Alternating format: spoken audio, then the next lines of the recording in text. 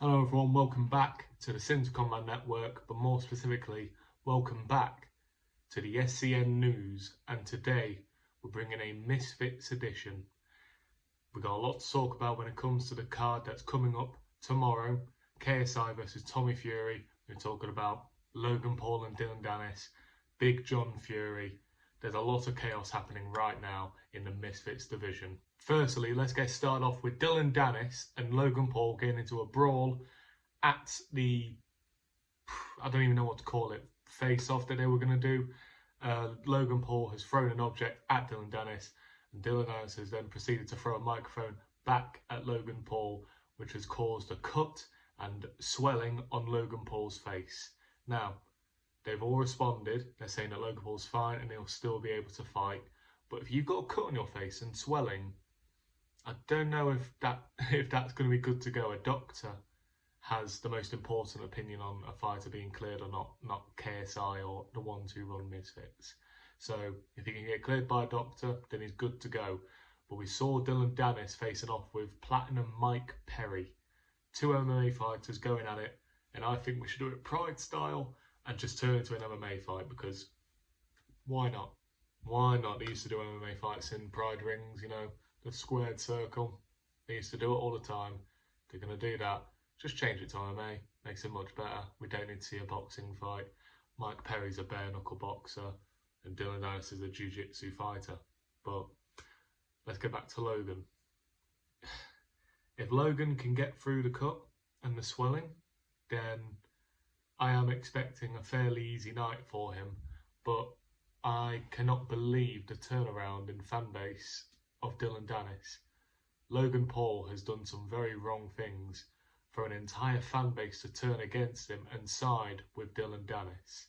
Obviously, Dylan has, had his dad insulted in their face-to-face that they did. He's been garnering support after he's been saying, I'm getting sued and all this. And my opinion on fighters suing other fighters, it's a bit dumb.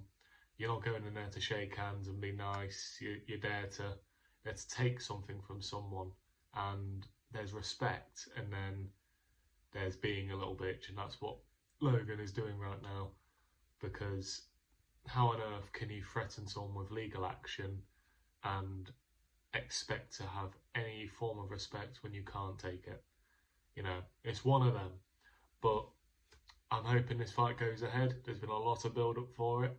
I don't want to see Mike Perry, and it will be massively ironic if the entire time they've been insulting Dylan Dennis on pulling out, then Logan Paul has to pull out and Dylan has to fight Platinum Mike Perry. It's just not a good look. And let's get on to the main event, or more importantly, Big John Fury. KSI and Tommy Fury had a little face-off where they're in a cage and there's a piece of glass in front of them to stop them from going at each other, which, I'm personally not against. I think that's kind of cool. Makes them be able to face off along, you don't have to worry about them, fighting each other. Unless it's Big John. Then Big John storms the cage, punches the glass, starts headbutting the glass, and making the situation all about him again. Now, Big John is a different kind of attention seeker. He doesn't care about social media. He doesn't care about clout, as fucking LA people say. He cares about being the loudest man in the room at the time. You can tell he's the kind of guy, when he goes to a bar, he has to be the centre of attention. He has to be speaking. Everyone has to know what he's on about. And it's just clear to see like that. And obviously, he's wanting to protect his son, Tommy. Even though, I fully believe in my mind he does not see KSI as a threat at all.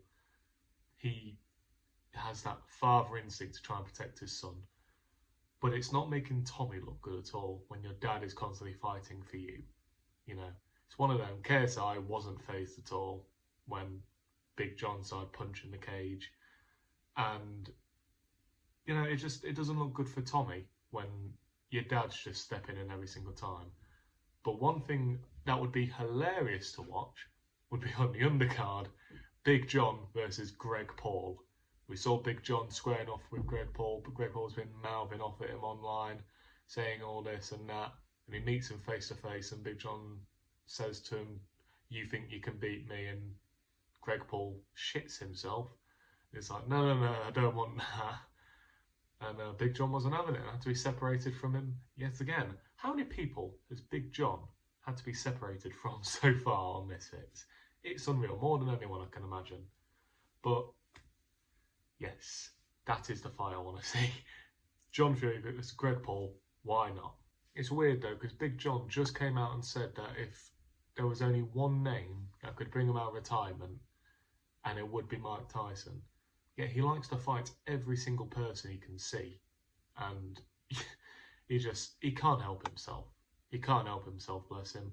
But let's go on to KSI Tommy. It's all kicking off between the pair. We're getting closer and closer. David Haye has just announced that he's expecting KSI to knock out Tommy Fury, and he got Drake making an 800k bet that Logan Paul knocks out Dylan Dennis. Now, we all know the Drake curse, and, you know, he hasn't had his luck when it comes to making bets on fighters. In fact, I think he's got every single one wrong. And are we now ready for a Dylan Dennis upset and for him to knock out Logan Paul? Because this would be the first one he gets correct. And Drake's lost a lot of money by this point. So I bet he hopes he's getting it correct. And what does a company like Misfits actually lead to? Well, it's been announced that James Toney is taking on Razor Ruddock in an exhibition fight, and, you know, Razor Ruddock has not fought since the early 2010s. James Toney retired in 2017, but long past his sell-by date, and I feel like this is what Misfits can kind of do. It brings back big names and wants them to make money again, helps them give them limelight. But is Misfits entirely to blame for all these old boxers coming back and having exhibitions? In my personal opinion, not entirely, because they've been doing it for years. Let's not forget. You know, these sort of exhibitions have been happening for a very long time. And, you know, Julio Cesar Chavez has been doing it for years. Fucking Shane Mosley's had exhibitions. Muhammad Ali had exhibitions. They existed before YouTube boxing came onto the scene. So fans really need to, you know, start getting a grasp of things and not blaming YouTube boxing for everything wrong in boxing. Because, sure, it's bringing a different fan base in, you know, that don't think like the old traditional boxing fan base. But it's bringing eyes in, it's bringing more money in. For big events to happen, I mean, how much money must the Zone have made of Misfits already? It must be a stupid amount. And you can't say that's anything but positive. Sure, there are some figures in the crossover boxing scene that I don't like, that shouldn't be in the scene. But if you're going to get rid of an entire division based off a few idiots, then boxing wouldn't exist altogether. I made a video on Billy Joe Saunders the other day, you know, about the atrocity he's done. My favourite fighter, Tyson Fury, he said some horrific things in the past. We got to stop labelling the YouTube boxing as the reason boxing is dying. I don't think it is. If anything, it's getting the fan base up and getting eyeballs on the sport, which these professional boxers truly need to make money. I mean, you go in now where Manny Pacquiao has now got the Philippines to send a formal request to the Olympic Committee so he can compete at the Paris 2024 Olympics. Now, I've done a video on this before. I've covered Manny Pacquiao, but you know, you look at it, and sure, it could go one or two ways. One, they're in there with an 8 weight class world champion in Manny Pacquiao, and some of these lot are kids. Let's be honest, they are actually kids. Or you're sending in a 45-year-old man against the young fucking lions to be fucking massacred. You know, where does the limit stop? Because that's a different scene entirely. Misfits is either, you know, they have their exhibition fights, they have their Misfit pro fights, or they have their actual fully sanctioned professional fights, just like KSI and Tommy Fury has been made, but not the other fights on the card. Well, when Pacquiao is going back into the amateurs, so how can people justify that and call that serious, but look at the crossover scene and at least they're taking on, you know, their competition or higher? How can someone justify Manny Pacquiao going as low as he possibly can. You know, you've got to try and make it make sense. And the final bit of news I'm bringing you today, and it is about KSI and Tommy being officially sanctioned as a professional fight.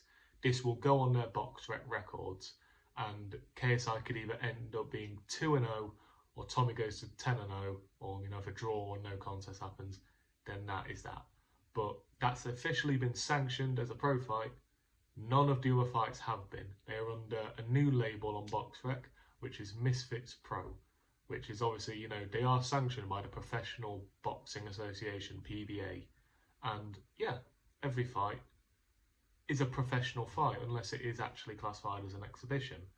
But BoxRec don't recognise it. And I'm glad they are. I'm glad they're finally putting it on their site so that people can keep up to date with the records and get some recognition for it. But the issue you run into is they're only recognising the misfit fights.